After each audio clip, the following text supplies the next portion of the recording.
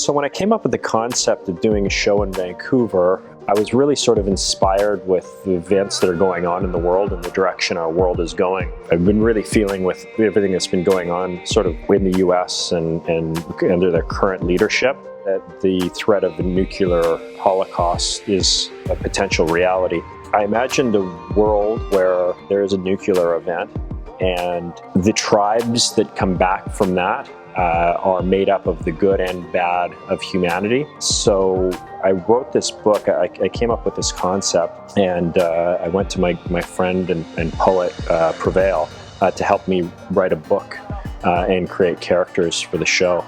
And so I created the costumes, and I created, did photo shoots, and then did mosaic work over top of them. But I wanted to actually have a book that was the same attention to detail that my artwork was in. So this is a handmade book here in Vancouver, an edition of only 10. And when you open up the book, it's made up of the loose leaves of the story. And so, as I described, the first page is what I imagine if there was any paperwork left over after the nuclear event would be this piece of paper. And it's the nuclear launch codes and the approval from the POTUS and Secretary of Defense.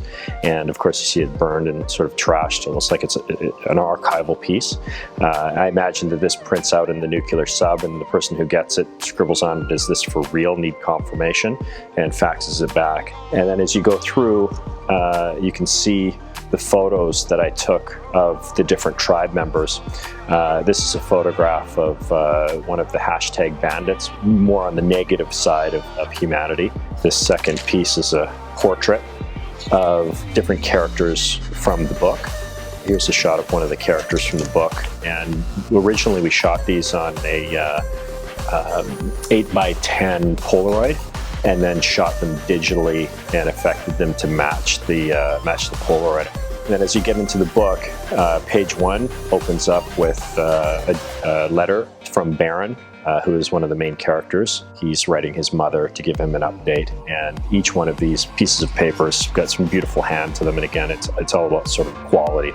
And then you've got newsprint articles, which of course I printed on newsprint to keep it as authentic as I possibly could. My hope is that when somebody reads this book, they feel like these events actually occurred, and it sort of transports them to that time.